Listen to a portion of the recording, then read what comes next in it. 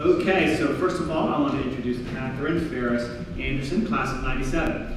She served as General Counsel of the Lytle Development Company since November of 2003, and she currently works part-time while raising 2 preschool boys, one with special needs. At Princeton, Catherine majored in history, was a member of the women's varsity swimming and diving team, and was first team All-Ivy and All-Eastern divisions. It's a long time ago, huh? Yeah. After law school, she was an associate in the Environment and Land and Resources Group at Lytle and Watkins. Catherine was class of '97 vice president and is a 15-year alumni schools committee member. She and her husband Matt and sons Tyler and Sean call Newport Beach, California home, where they are members of Mariners Church. Thank you, Catherine.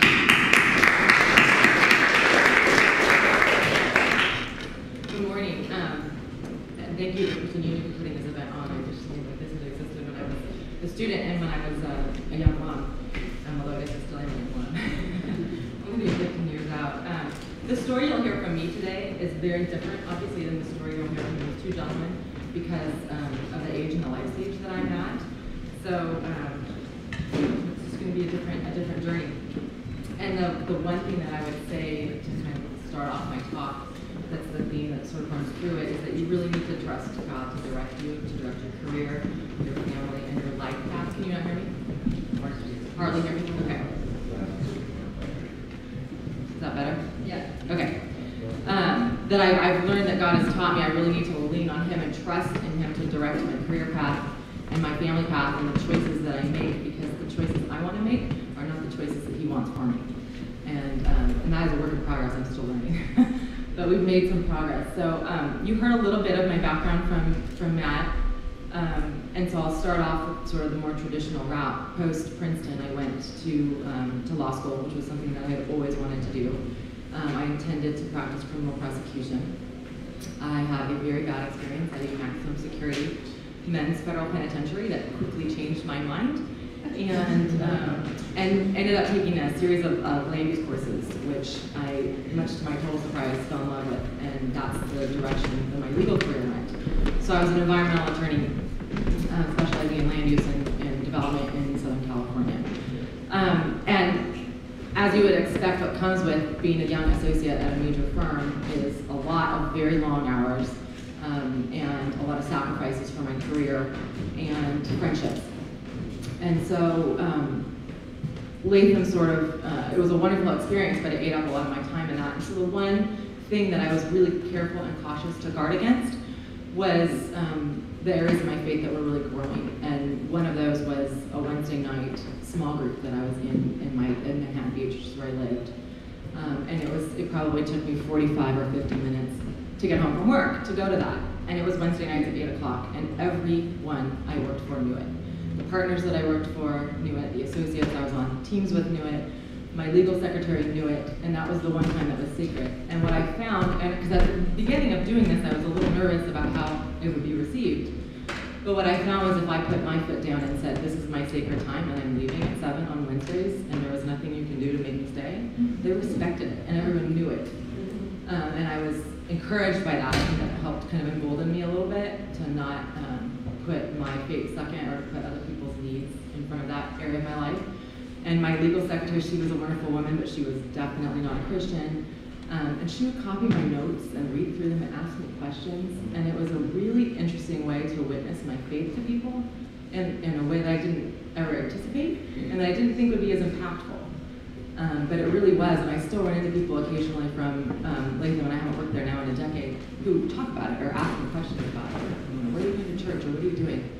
So that was really an interesting way to start to integrate my faith into my work environment. But soon thereafter, I was at Lytle for 3 years, and soon thereafter, our life kind of took an unexpected shift, and I went to work for my family.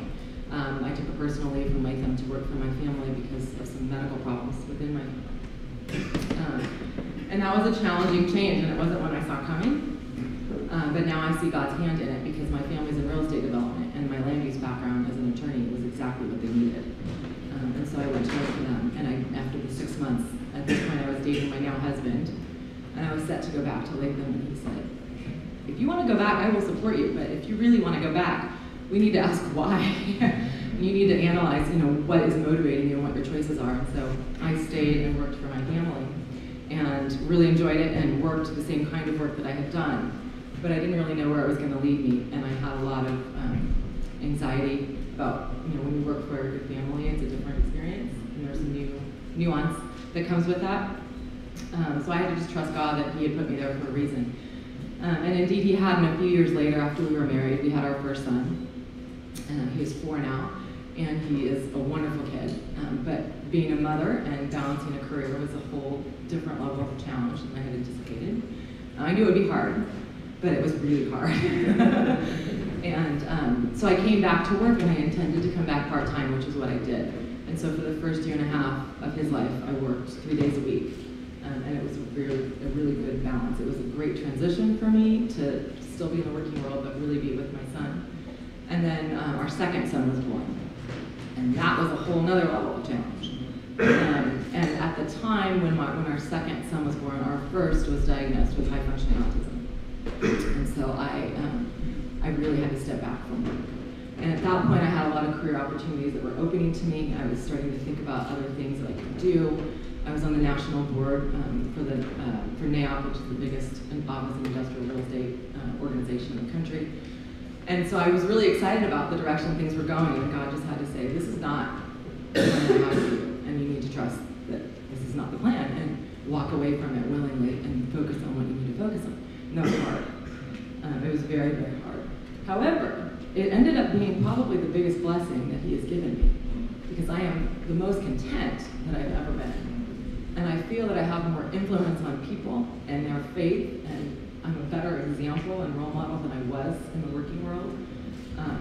Oddly, by coming closer into my family, I feel like my sphere of influence has actually increased, because I'm now exposed through I do a lot of other things. I do ministry work at our church with young families, and I work with different nonprofit organizations, but my kids are my #1 focus. And I really thought that would be a limiting experience. And at the beginning, it's a little, when you're home just changing diapers, it's pretty limiting. But soon that changes. And so now I feel really confidently that God has put that roadblock in my life at the time I thought was as really an opportunity. So one of the most interesting things I've had is there's a ministry that exists called MOPS, and it's the Mothers of Preschoolers. And it's not a type of organization I ever thought I would be working with or involved with when I graduated from Princeton, ever. But I love it, and I work with all the small group discussion leaders, so I basically help facilitate all the small groups that are within that. And my job is to spiritually mentor these women so that they can spiritually mentor the other women that are with them. And that has been more rewarding than I ever thought possible. And I have found that although, you read statistically, the majority of people who become Christians do so by the age of 18, perhaps in college, and then there's a significant shift. And I have found that young women with young families are a very right group, because they have these young children and they want to instill spiritual truth in them, and they want to give them guidance and moral guidance, and many of them did not get it from their own parents, and they regret it, and they miss it. So I have so many friends who I very hesitantly invited to come to MOPS for the first time, who came and I thought was my end of friendship. But they came, and now they're in leadership, and many of them have become Christians, and their children are going to church, and their husbands are starting to come, and it's been a really interesting, then that's what I mean, I feel like my sphere of influence has changed. It's very different than I thought it would be, but it's more real and large in other ways than I ever imagined that it could be. So I think that has been extremely rewarding, and I think also learning that my spiritual gifts are faith and administration and teaching has been very helpful too, because I can use all those things in raising my children and working in ministry areas, more local ministry areas at the moment, but we'll see where that ends up heading. But evangelism is not my gift. And I kind of felt like I needed to be a little more assertive about inviting people to things or sharing my faith with people, and I don't do that well. I don't feel comfortable doing it. And it feels forced, and it feels uncomfortable to the people I would talk to about it. So I no longer have a sense of responsibility that is the direction I'm supposed to head. I now feel very confidently that I can live my life the way that God has open doors and walk through them and pay attention to his voice without the sense of the burden that I have a job that I have to do from it. I'm doing the job just by living my life and having people see me. So I think for the young alums that are here and the young women that are here who are just charting their path post-Princeton, you need to have faith and trust in God. You need to rest on Jeremiah 29:11. For I know the plans I have for you. Plans to prosper you and not to harm you. Plans to give you hope in the future. Because he does and he will, and it may look very different than what you expect it to look like. And it may look very different than all of your friends. I was going through last night with my 8 friends that I'm the closest to from Princeton. And I am the only one who is, well, I still work. I do work part-time, but I am the only one that is really truly home with my kids most of the time. And it was hard. It's sometimes hard for me to get my hands around that. This is not what I expected. But it is the best thing for me. It's the best thing for my family. And I think it is the best thing for the influence that God has placed in front of me. So I just encourage you to trust God, that your life may look different than you expect, and to be confident in the choices you make, because there is a reason He's putting those things in your path. And He will bless you for it, and He will bless others through listening to